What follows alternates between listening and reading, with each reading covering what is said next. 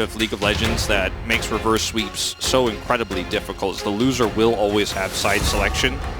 So now you will have to do this 2 more times as gen.g in this game and the next on red side. Very likely, unless T1 has a different plan, but with the strength of blue side the way it is right now, I just don't think that's going to happen. So step 1, don't get 3-0'd. Step 2, win a game on red side. Step 3, complete the reverse sweep on the second red side game, right? And I just want to set the stakes. This is so incredibly difficult to do against a team like T1, but it would be gen.g going straight to the finals if they can make it happen. Did gen.g ban Jace? It's really been the one big pick that we've been seeing over and over for both teams. Yeah, I wouldn't mind it.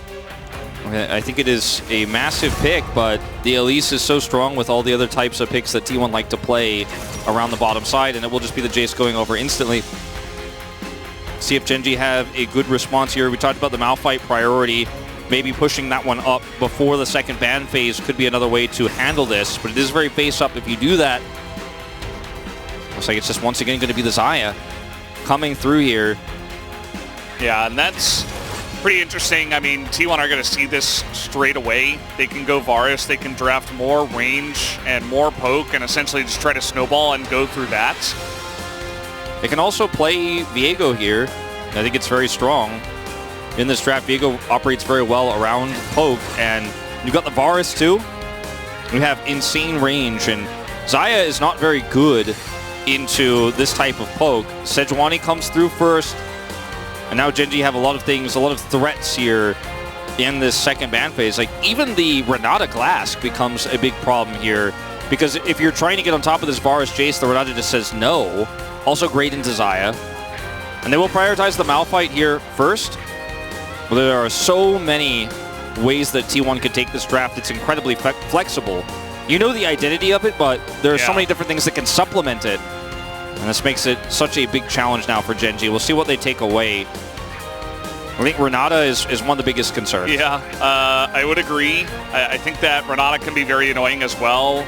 Playing against a team that's winning with Renata, even as Malphite, you know, maybe you can still find the angles, but it's also really good into Xayah Rakan. We've seen it picked into that so many times, so that will be the pretty obvious face-up first ban, and we did get Wukong off the board, so gonna be pinching out Peanut's champion pool just a bit.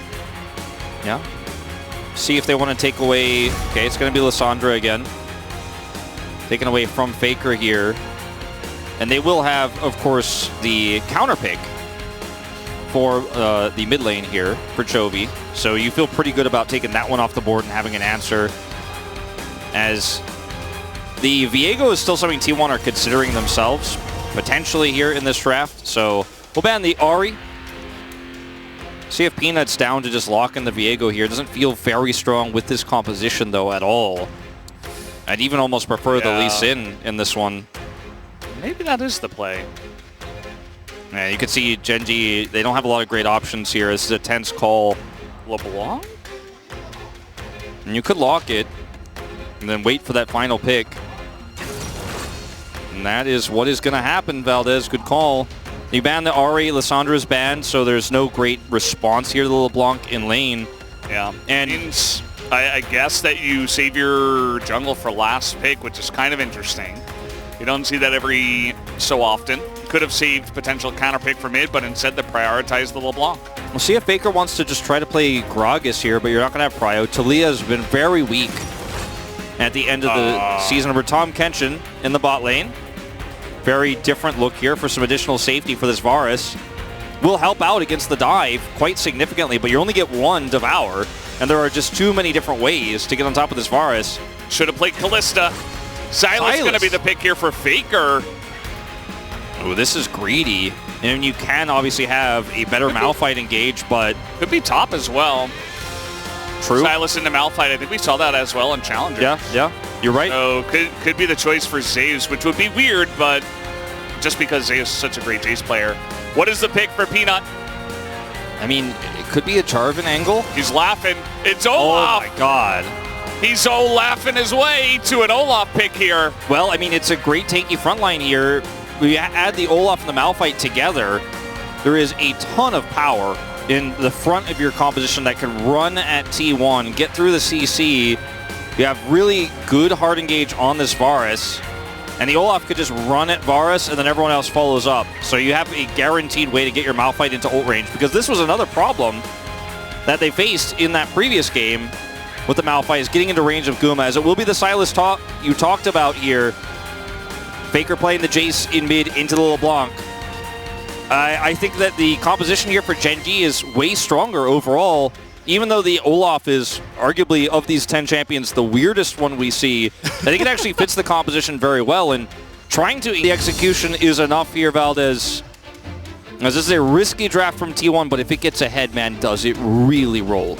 Yeah, it really does slap once we do get ahead, but they have to get that snowball rolling. We'll see if gen.g can get in front of it here for game number 4. Let's hop onto the Rifts.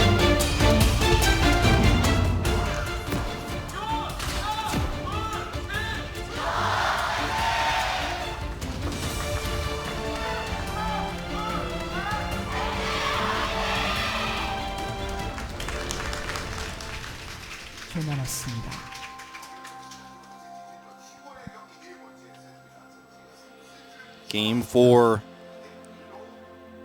And, you know, the ways in which T1 have normally gotten ahead throughout this season, summer season last year, and especially spring season in 2022 has just been controlling early objectives, snowballing, playing amazing macro. But in playoffs here, most of their games have gone incredibly long, which is why I really count the late game win conditions of these two comps more than what they can do in Snowball. Toby's in the top lane for now. Now, he could just be standing there at the level 1, but could have a little lane swap here, as of course the Malphite wants to play into Jace. Yeah. That's not a secret, right? T1 are the ones that are trying to mix this one up as they spot him early.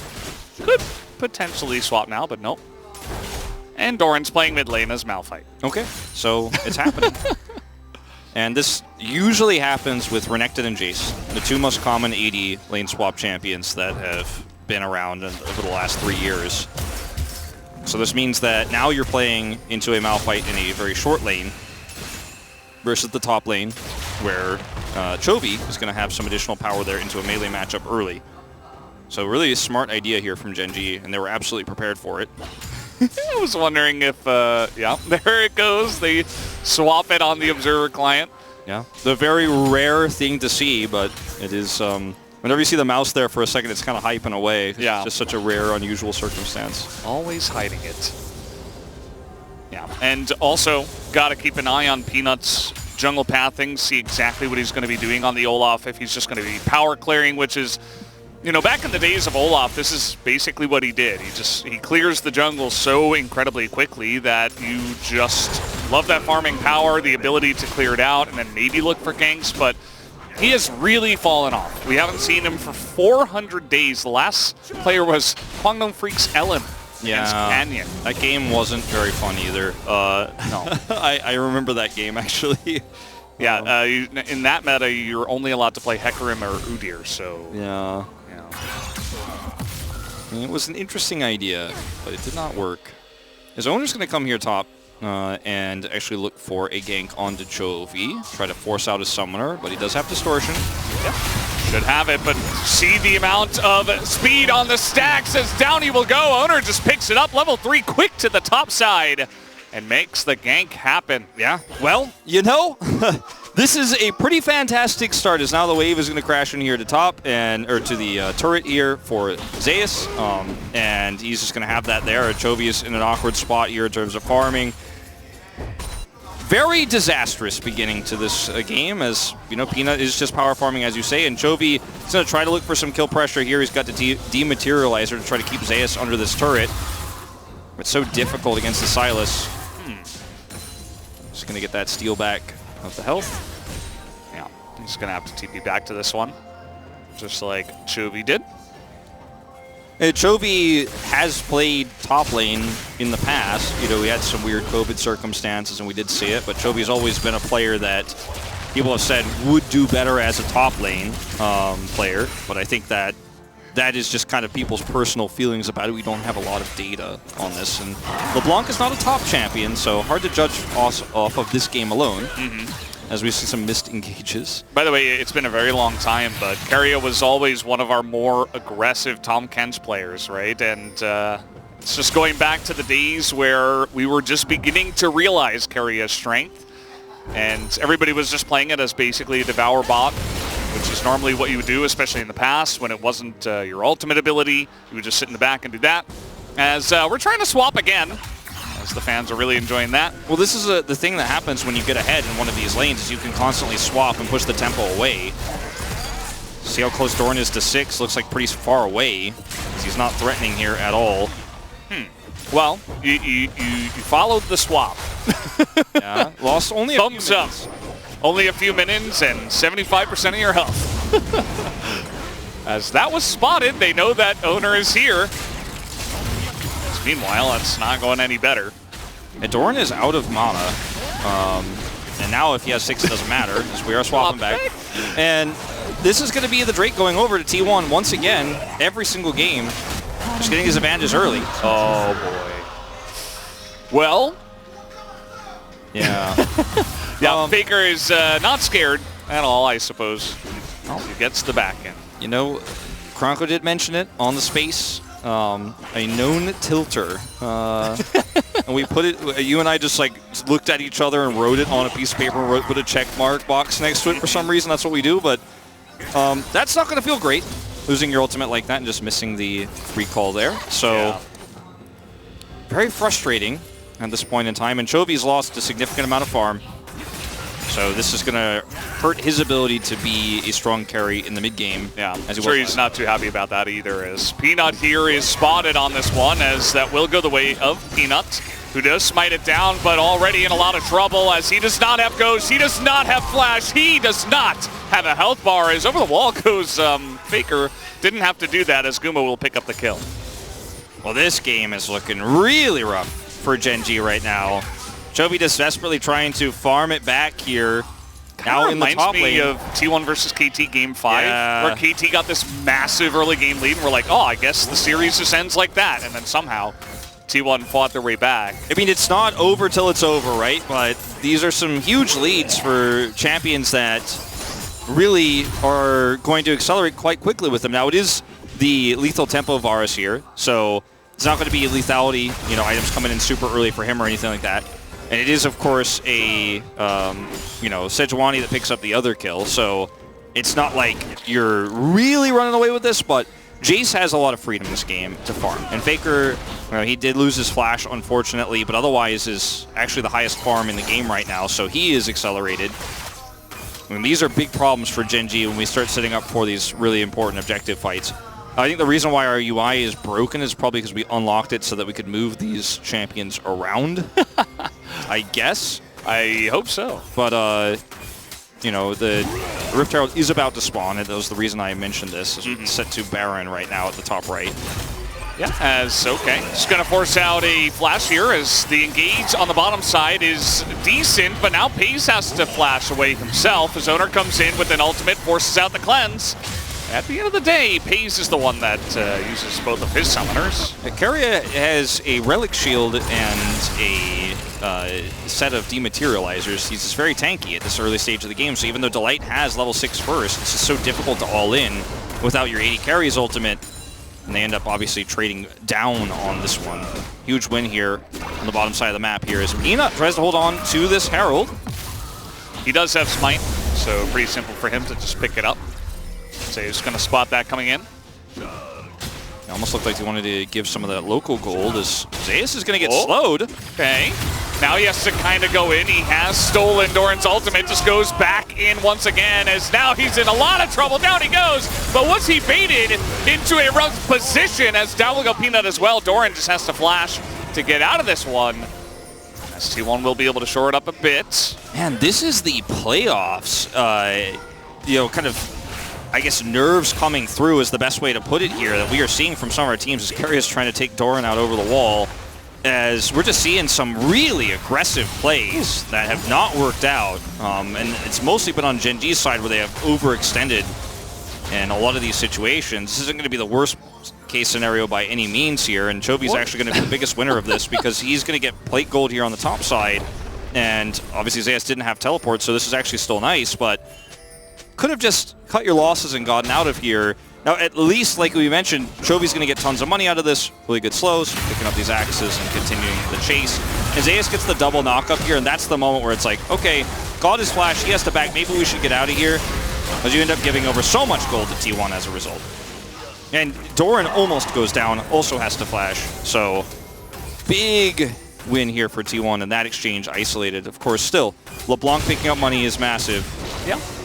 And they have this Rift Herald as well. Chovy getting that chunk on the top turret could open it up a bit more, as they will drop this Rift Herald up in the top side. But Faker just stepping up to it. Yeah. He's got owner here. Uh-oh. Uh-oh. This is not what you want to see on the side of gen.g. This is going to go down. They can't do anything about it. Could have even smited it if necessary. Not even necessary. As meanwhile, underneath here, we got Featherstorm forced out. Retreat of ultimates as T1 are pushing the bottom lane. Yep.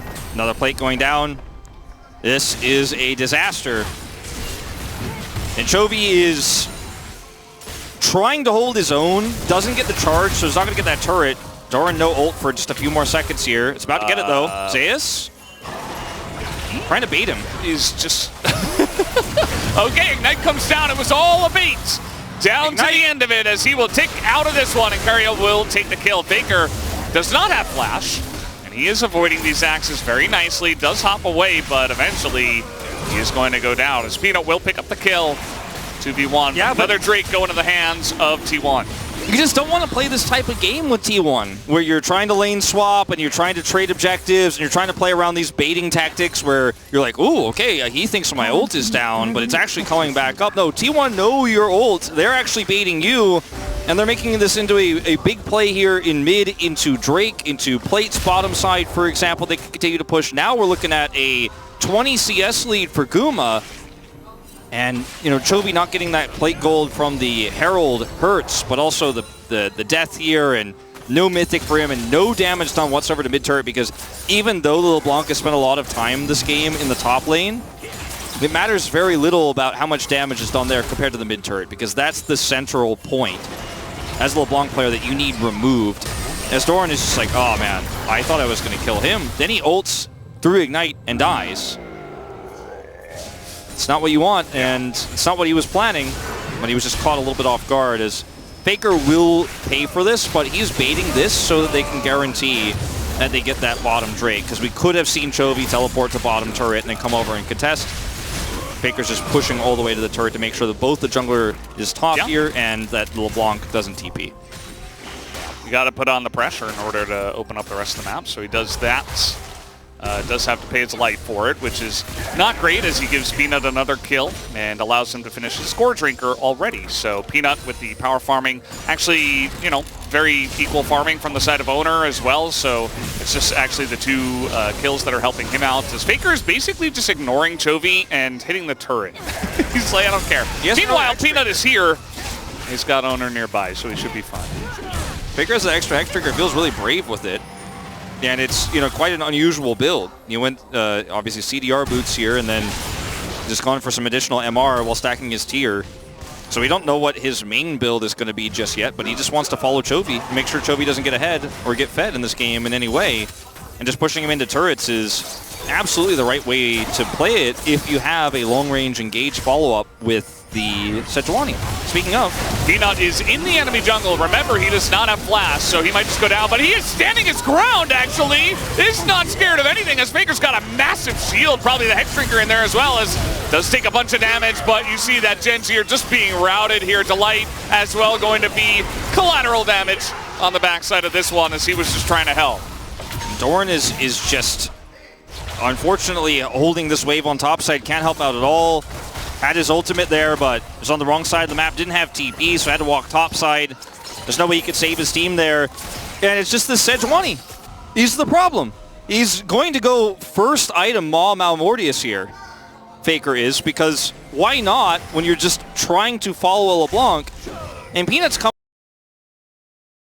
catch a Tom Kench. There's just so much long range engage between the Tom Kench and the Sejuani that Yeah, you're trying to force this. You're trying to bait this because you have both of your Rakan and the LeBlanc nearby, and you have Gore Drinker. So you're like, all right, this is the fight we force, and whoever comes over here will get baited in. But just don't play these games with T1. They will engage cleanly. Punish you, they will win these. Yeah, and Guma gets here first. I mean, he's been having Cryo on the bot side this entire game. Outside of the shenanigans on the top side of the map, he's ahead about, well, he was 30 CS ahead. He's able to get in there. They even had the scuttle for extra movement speed to get him in position, and he's just able to clean up at the end of the fight. So, it's a better fought team fight there from the side of T1. And you're just not ahead to be forcing these. Peanut is, like you mentioned, he has the Gore Drinker, but nobody else is, so you don't have the items to actually win these skirmishes, unfortunately. You don't have the CC either. Yeah. Now we have Leandri's here on Chovy. That's the choice this time around. I think it's a good one, but lots of health stacking. It's a lot of health stacking, and you're also just not in a position to pop off carry this game either. You know, you're just going to be more utility this time around, and that damage is massive against even the tanky supporters. They're going to look for a wraparound. Yeah, Carry is in a lot of trouble here as he will flash and gets away. Meanwhile, the entire team is looking to dive him under the turret. They will be successful. This is 5 members of gen.g in the mid lane right now. Okay, TP flank coming through. Not sure about that. Chains of Corruption are down, so a lot of damage already into Peanut. They're essentially trying to count him out of the fight here. There's a lot of poke into Doran as well. Trying to corral them in as it is dodged by Guma. It just flashes away from the Malphite ultimate. Zeus gets in, dodges the engagement. He's alone and exhausted in the back line as gen.g handle the flank perfectly. And they will get everybody out alive, just barely. Oh man. God, oh, we all just had to hold our breath and sit on it. Always chug your refillable. And he will get out. And this was very close to being an amazing turn from T1. gen.g though, okay, hold on, Faker. He's going to be okay. Will Chovy overextend is the question. Okay. So I'll take a deep breath. Yeah, so they do get that critical mid turret down. And this means that Chovy is going to have an opportunity to be a little bit more aggressive this game. Not right now, but in subsequent setups for these objectives, as gen.g look very disinterested in grouping up for this Drake. Doran is down here, but nobody else. They don't have the critical ultimates they need to actually fight for this. So this may just be Mountain Soul going over to T1. I say that, we are slowly grouping here, but I mean, Chovy topside with no teleport, I just don't see it. And I think they are just going to try to slow this down while getting Chovy some gold on the top side of the map. That's the plan. Since we don't really need to watch this, we'll see how this all went down. As Peanut comes over here on the flank, Keria is picked very early. And then everything goes very wrong in this engage as the flash is perfect from Guma, and then Delight kind of misses his ultimate, and then they turn things around on the Zeus. I think if Zeus just doesn't try to force this, you're like, okay, we trade some engages, and we lost turret. That's okay. But the Zeus really kind of hard forces this. Delight still has his ultimate. He dodges that. And look at this, man. The shield is just barely enough. The ultimate timing here from Hayes is perfect. And it's a one exchange. They do escape with their lives. And the Shock Blast comes in as... Not sure what we were looking at here in live. Zooming in on Taguma, it's not like it flashed or anything. I think just showing like he almost did a billion damage that last fight. It was very close to picking out a double. At the end, only about a million. Not a billion. Yeah. What can you do? Maybe next fight. As the game is still relatively close, obviously the Dragon stacking here for T1 is very nice, especially when you do have Varus and Jace on your team. And even the Silas is going to really benefit from that scaling as Zeus in a lot of trouble here. He does have Olaf ultimate, and he will eventually use it, you'd have to imagine, as there it is. But the damage might just be too much. He tries to go back in, but he just dies. Meanwhile, Guma does not have his flash. As in comes Keria. He's got Devour just in case. Doesn't have to use it. Guma looks, you know, he didn't look really too frustrated or worried at all on his player cam there. Almost looked like just instantly calming, like Olaf no ult. And I mean, Peanut's over here still going to get the red buff for this.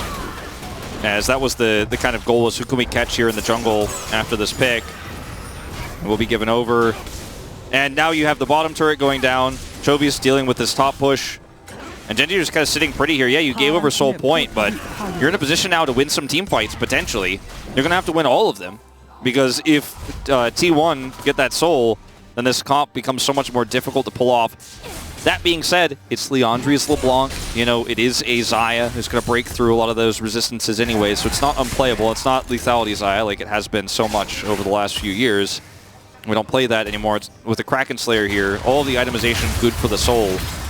Zeus is just baited in super hard. And this is not a situation where there's a cross map. Like, look at the mini-map. This is just on him. He's playing too aggressively this time around. Yeah, he's been struggling this last couple of games. It does show.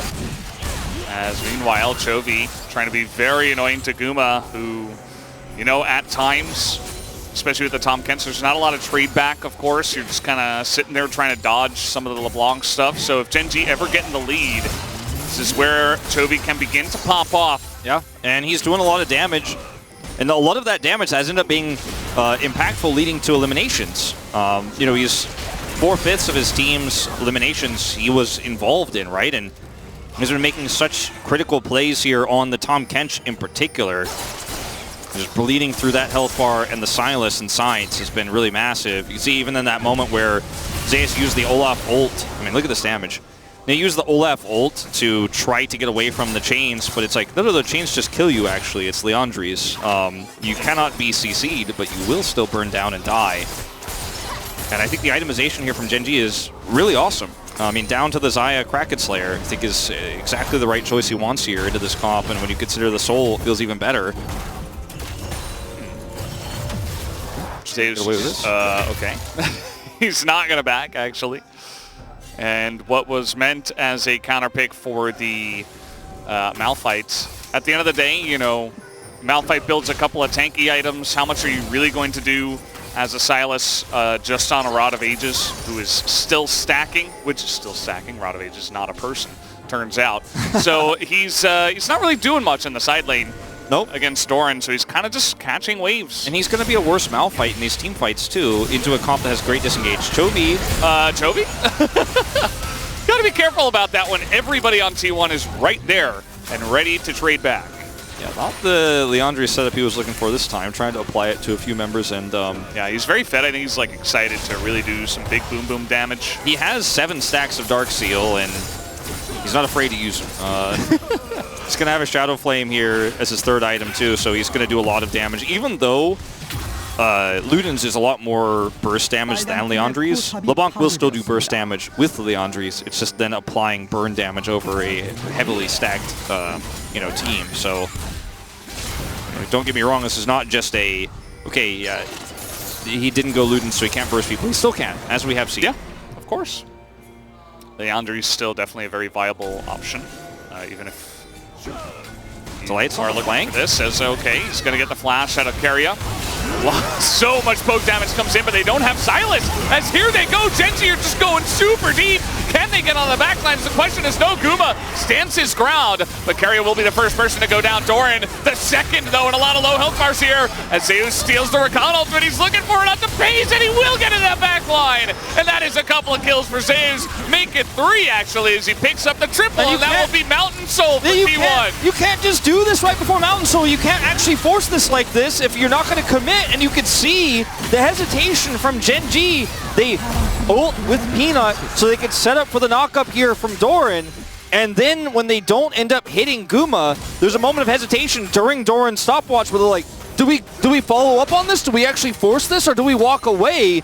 Half of the team walks away, then they walk back in, the follow-up isn't there, they can't push Guma away, and then Doran comes out of stopwatch and dies, and that's the end of the story. FaZe is the next to go down, and this is Mountain Soul now and Baron. Mountain Soul is going to help so much on this turn. Like, T1 do not have to take this Baron. They do have the smites. They do have the ability to go for it, but stolen Malphite ultimate is now they try to get in onto Chovy. Fantastic stopwatch timing. Will it matter, though, as they're trying to get into there, as Pino will be the last one, and Zeus has his own insane stopwatch timing, as he will survive, and Chovy is on the run. Oh, Zeus has been making so many huge plays. Chovy is in trouble. Yeah, Chains of Corruption, that's the end of him, as so many ultimates get thrown straight into his face, as the last auto from Guma will do it, and that should be the Baron, although Gen.g are sticking around. Yeah, Gen.g is sticking around here, but, I mean, it's FaZe who has to carry. He has no ult, he has no summoners. Good luck with that one. Doran does have ult. Not a lot of ults here on the side of T1, I suppose, as, yeah, Doran is going to be the one looking for the angle. They've got to find Guma somehow, but there's just such a front line here, and I just don't think you can stop this. They don't even have Smite. Yeah, they're just going to give it away. T1, a massive leap into the lead here. They take a big team fight. They take the Mountain Soul, Baron, and another small team fight as well. And watch this fight here, where you're looking for a big Malphite ultimate. You have Peanut ulting with you, so you get on top of everybody, but you don't get Guma. He's at full health, and then Doran's like, oh, I'm dead. Stopwatch comes through, they see Zeus, and then there's a moment of hesitation. The flash is, you know, not ideal here, but then Zeus steals away the Recon ultimate, and he is so low econ this game. He is so extremely low econ, but he's got a great flank, and he was punished for his last attempted flank. This time he gets the big money ultimate stolen away from Recon. And then here, Chovy is just trying his best. His stopwatch is perfect. And then once again, Zeus makes a stopwatch happen after the stolen ultimate. Just able to survive. And Chovy gets nothing back for this and will eventually go down because Keria collapses here with the Chains of Corruption from Guma. Yeah, and Guma's not scared. He's got Mountain Soul. He's like, yeah, I can just frontline this one. And they do get the kill. And yeah, I think you're exactly right. Wolf, either gen.g have to 100 to 0 Guma or Faker, like someone who is really threatening in terms of damage on T1, or you cannot go for that engage. They saw the angle because Zeus wasn't there, he didn't have TP, but the execution wasn't there. Once again, that's kind of been the theme for today. They needed to get the kill right off the bat, and they did, and now T1 are massively in the lead, and the damage is just being thrown out in spades, as even Doran can barely survive. And everybody's health bars are just going by the wayside. Chovy here on the run from a Tom Kench. As with the Baron buff, T1 are looking to push the bottom lane and maybe end this game. Yeah, I mean, they have so many minions here. It has to be Paze's defense. And he just doesn't have the items. He's sitting on Kraken Slayer Quick Blades here. It's really not enough for him, and see what he can do. Peanut just trying to draw the minions away, trying to keep them leashed. T1, that is. Now he's in a bit of trouble. Zeus goes in, forces a Feather Storm, so now that's another ult gone. Peanut still has his Core Drinker, but it's so hard for him to do anything. Keria tries to engage, and now Guma's his front line. He's just going to kill Chovy, basically. As Chovy barely gets away. I mean, this is almost the end of the series here. If T1 could just continue to push, they have another wave coming through. They're going to back away. Not going to risk giving another lead here to gen.g. Still got 40 seconds of Baron buff to use. They can get their empowered recalls and take the lead they've gotten to buy some additional items. Now 3 items for the Varus, 3 items for this Jace. And we talked about the low econ Zeus here this game on Sylas, but now he's got a bounty, and those 2 critical items that you need as a Sylas are completed. He has the Zonias, and he's halfway to a Void Staff with a lot of the gold he picked up in those team fights, plus the Baron. And T1 are completely in control of this game. It's a 4,000 gold lead, but what they have on the map right now is worth even more, plus the Mountain Soul. Yeah. I mean, it's basically unwinnable here from gen.g, unless they get a great flank off with Doran. Well, they got to do what they tried to do in the last fight, but now they're even just very massively behind. In the last fight, actually, they were pretty even. Like, they had a good angle, and Zeus wasn't even there, but this was not meant to be. If they identified Zeus where he was, and if they had decided to, you know, peel off and go towards him a little bit more decisively, maybe that could have been the win, but the timing super disjointed, and Doran just pressed go with Peanut. Unfortunately, it wasn't the right call. If you can't kill the carry, it's not going to matter, and now gen.g is desperate for a defense here. And they will be able to stave off the Baron. It's a lot of vision around the Elder Drake that was just put up here by Peanut and Delight, so they've got that going on at least. While T1 is busy pushing the top wave, but yeah, they back off with a minute left, and T1, with all the gold that they have, can buy a bunch of stopwatches, control wards, get ready for this Elder Drake fight. Yeah, I mean, these wards are going to be cleared by T1, and that's really critical because Doran has TP. And if he is able to TP flank, maybe that's one way you kill the carry. But, I mean, okay, I say they're going to clear these. Actually missing this one. How about we just run straight through all of them? And there are some sweepers available, but they just didn't expect that ward to be there. There's also a ward behind the pit. Yeah. I'm not saying I think that gen.g can win off of these, but it's their best bet, and here we go. Okay, pings onto the teleport. Should know about this. Guma has flash and ghost and everything. As now they definitely know. Maybe they didn't actually know. Oh, Doran just ulting into the pit, trying to get this one going. And the rest of the team is just trying to get in there. They find Guma, who is left alone in the pit. But the damage from Faker's too high. The Gordringer, though, on the side here is Pays desperate to try to live, but he will not. He gets hit by a huge shot blast from Faker. And now Chovy is only damage left here on the side of gen.g. They choose the wrong clone, actually. As Chovy's still on the run, and their base is in tatters, and it's being pushed in through the bottom lane. Yep, they're just pinging it already. TP coming through. What a sad way to lose this series. Well, it looks like Peanut might be taken out here by his fellow veteran Faker, or perhaps not, as T1 looks like this will be the end of it. As 3-1 will be the score. Very one-sided in the last 9 minutes of this game after one big team fight from the side of T1 as they take down the Nexus and they move on to their 4th LCK final in a row.